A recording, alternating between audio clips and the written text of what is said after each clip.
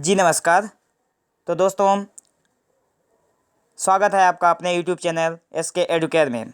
तो आज हम इस वीडियो में बात करने वाले हैं हमारी सदगति कहानी की अगले भाग की, जो कि प्रेमचंद द्वारा रचित है, जिसके हमने पहले ही 2 भाग में देखा है कि ये कहानी के मध्य में हम लोग आ चुके हैं। तो ये कहानी को समझने के लिए आप पहले 2 वीडियो को ज़रूर देखें। जब तक आप उन 2 वीडियो को नहीं देखेंगे तब तक आपको समझ में नहीं आएगा कि ये कहानी शुरुआत कहाँ से हुई थी और अंत कहाँ हो रही है। तो फ्रेंड्स, आप लोगों से रिक्वेस्ट है कि आप लोग इस कहानी को पूरी तरह से समझने के लिए इसके पिछले भाग को भी ज़रूर देखें। तो चलिए हम लोग कहानी की शुरुआत करते हैं। जहाँ पे कहानी हम लोगों ने पिछले भाग में छोड़ा था वहीं से कहानी को शुरुआत करते हैं। तो हमने देखा था कि दुखी जब पंडित घासीराम की लकड़ी को चीर रहा था तो गोंड था जिसने उन्हें चीलम को पीने के लिए दिया था, वो वहाँ पे आकर उनसे पूछताछ करता है। फिर दुखी और गोंड के बीच कुछ संवाद होता है। तो इस कहानी को आगे समझते हैं। फिर गोंड जो है पचने को पच जाएगी, पहले मिले तो मूँछों पर ताव देकर भोजन किया और आराम से सोए। तुम्हें लकड़ी फाड़ने का हुक्म लगा दिया। यहाँ पे गोंड बोल रहा है कि पंडित खुद ब खुद सो रहा है और तुम्हें लकड़ी फाड़ने के लिए हुक्म दे दिया। जमींदार भी कुछ खाने को देता है, हाकिम भी बेगार लेता है तो थोड़ी बहुत मजूरी देता है, ये उनसे भी बढ़ गए उस पर धर्मात्मा बनते हैं। दुखी बोल रहा है, धीरे धीरे बोलो भाई, कहीं सुन ले तो आफत आ जाए। यह कहकर दुखी फिर संभल पड़ा और कुल्हाड़ी की चोट मारने लगा।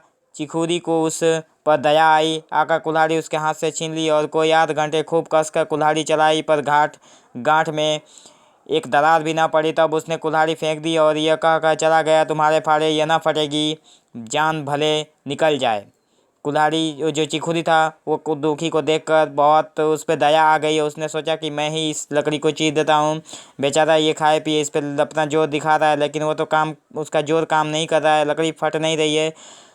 उसके बाद उसने आधे घंटे तक मेहनत की लेकिन वो लकड़ी नहीं फटी। फिर कुल्हाड़ी फेंक कर वो चला गया।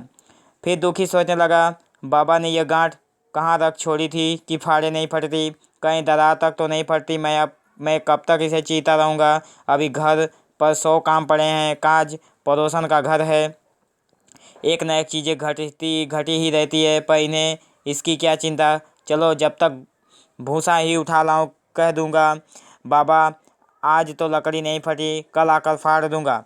उसने झौवा उठाया और भूसा ढोने लगा। खलिहान यहाँ से 2 फरलांग से कम न था। अगर झौवा खूब भर भर लाता तो काम जल्द खत्म हो जाता। फिर झौवे को उठाता था। अकेले भरा हुआ झौवा उसने न उठा सकता था, इसलिए थोड़ा थोड़ा लाता था। 4 बजे कहीं भूसा खत्म हुआ। पंडित जी की नींद भी खुली। पंडित जी सो रहे थे। पंडित जी की नींद जब खुली, मुंह हाथ धोया, पान खाया और बाहर निकले, देखा तो दुखिया झौवा सिर पर रखे सो रहा है। जोर से बोले, अरे दुखिया, तू सो रहा है? लकड़ी तो अभी ज्यों की त्यों पड़ी हुई है, इतने देर तू करता क्या रहा? मुट्ठी भर भूसा ढोने में सांझ कर दी, उस पर सो रहा है। उठा ले कुल्हाड़ी और लकड़ी फाड़ डाल, तुझसे जरा सी लकड़ी नहीं फटती। फिर शायद भी वैसे ही निकलेगी। यहाँ पे शायद की बात ये कही जा रही है कि जब उसने अपनी बेटी के विवाह के लिए जब शायद निकलवाने आया था, वही बात चल रही है। इस कहानी के प्रथम भाग में ही हमने देखा था। यहाँ पे पंडित बोल रहा है कि मुझे दोष मत देना, फिर शायद वैसे ही निकलेगी। इसी से कहा है कि नीच के घर में खाने को हुआ और उसकी आंख बदली। दुखी ने फिर कुल्हाड़ी उठाई। जो बातें पहले से सोच रखी थी वो सब भूल गई। पेट पीठ में धंसा जा रहा था। बिना खाए पिए उसका पीठ और पेट दोनों एक हो गया था। आज सवेरे जलपान तक नहीं किया था, सुबह से घर का कुछ खाया भी नहीं था। अवकाश ही न मिला। उठना तो पहाड़ मालूम होता था, जी डूबा जाता था, पर दिल को समझा कर उठा। पंडित हैं, कहीं शायद ठीक न विचारे तो फिर सत्यानाश ही हो जाए। जब भी तो संसार में इतना मान है, शायद का ही तो सब खेल है, जिसे चाहे बिगाड़ दे। पंडित जी गांठ के पास आकर खड़े हो गए थे और बढ़ावा देने लगे, मार करके और मार कस के मार, अबे और जोर से मार, तेरे हाथ में तो जैसे दम ही नहीं है। लगा कस के खड़ा, सोचने क्या लगता है। हाँ बस फटा ही चाहती है, दे उसी दरार में। दुखी अपने होश में न था। न जाने कौन सी गुप्त शक्ति उसके हाथों को चला रही थी। वह थकान, भूख, कमजोरी सब मानो भाग गई। उसे अपने बाहुबल पर स्वयं आश्चर्य हो रहा था। एक एक चोट वज्र की तरह पड़ती थी।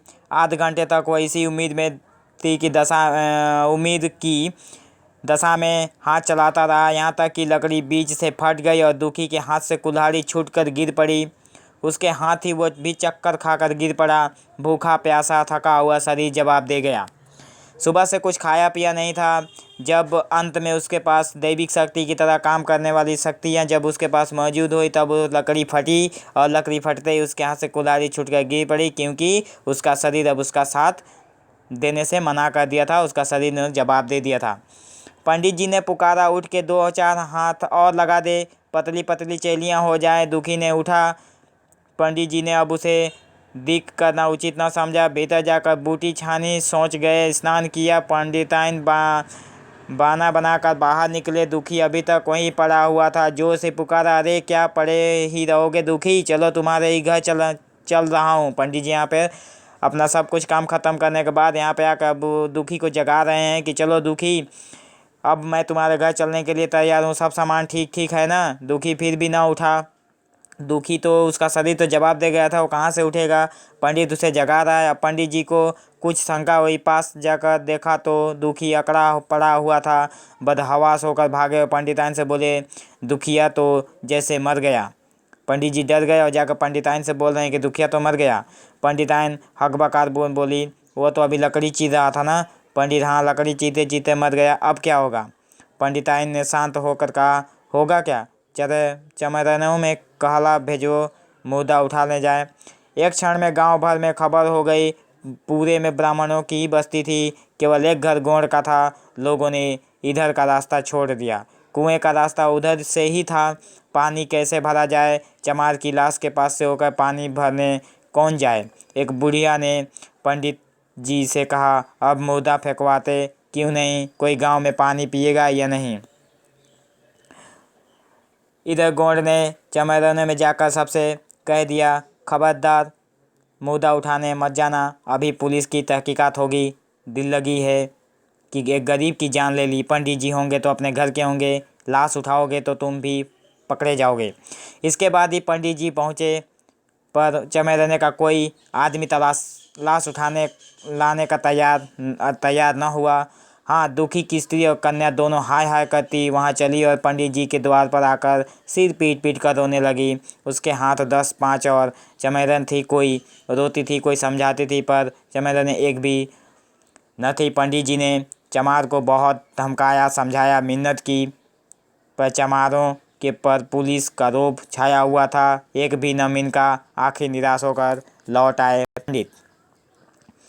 आधी रात तक रोना पीटना जारी रहा। देवताओं का सोना मुश्किल हो गया, पर लाश उठाने कोई चमार न आया। और ब्राह्मण चमार की लाश कैसे उठाते भला। ऐसा किसी शास्त्र पुराण में लिखा है, कहीं कोई दिखा दे। लेकिन यहाँ पे इस कहानी में जिस चमार को एक अग्नि का चिंगारी देने पर पंडिताई ने इतना सब नखरा किया था, भला उस चमार का लाश कैसे उठाएंगे ब्राह्मण लोग। पंडिताई ने झुंझला कर कह कर कहा, इन डाइनों ने तो खोपड़ी चाट डाली, सभी का गला भी नहीं पकता। पंडित ने कहा, रोने दो चुड़ैलों को, कब तक रोएंगी। जीता था तो कोई बात ना पूछता था, मर गया तो कोलाहल मचाने के लिए सब की सब आ पहुंची। पंडिताइन बोल रही है, चमार का रोना मनहूस है। फिर पंडित बोल रहा है, हाँ बहुत मनहूस है। फिर पंडिताइन बोल रही है, अभी से दुर्गंध उठने लगी। पंडित बोल रहा है, चमार था ससुरा की नहीं, साध असाध किसी का विचार है इन सबों का। पंडिताइन बोल रही है, इन सबों को घिन भी नहीं लगती। पंडित बोल रहा है, भ्रष्ट हैं सब। थोड़ा आगे समझ लेते हैं।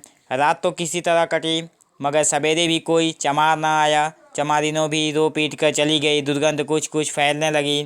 पंडित जी ने एक रस्सी निकाली, उसको बांधा, फंदा बनाकर मुर्दे के पैर में डाला और फंदे को खींचकर कस दिया।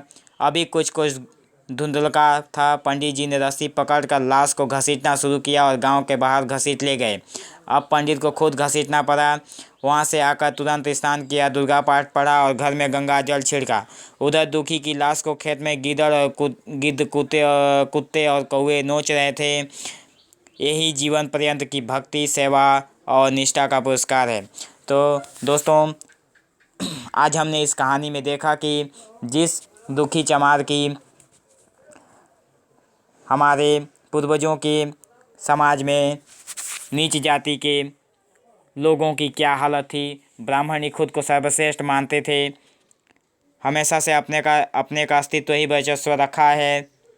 निचले जाति के लोगों का कोई इज्जत तक नहीं करता था। यहाँ पे इस बात को मुंशी प्रेमचंद जी ने तर्क दिया है कि ब्राह्मण जो कि एक छोटे जाति के लोगों के करीब आना भी पसंद नहीं करते थे, लेकिन अंत में जब वही नीच जाति का दुखिया चमार जब उनके घर पे मर गया तो बाद में उन्हीं को खुद उसकी लाश उठाकर वहाँ खेत में ले जाकर रखना पड़ा। और अंत में दिखाया गया है कि जीवन पर्यंत का जो उसने ब्राह्मणों की सेवा की थी, पंडित घासीराम ने उसके सेवा का उसका फल उन्होंने इसी तरह से वहाँ पे दिया है। तो फ्रेंड्स, कहानी कैसी लगी? अगर आप लोगों को ये कहानी अच्छी लगी हो तो इसी तरह के और इंटरेस्टिंग कहानी पाने के लिए आप हमारे चैनल को सब्सक्राइब करें, ताकि आने वाले हर लेटेस्ट वीडियोस की अपडेट आपको जल्द से जल्द मिले। तो friends, thank you for watching this video. Have an awesome day.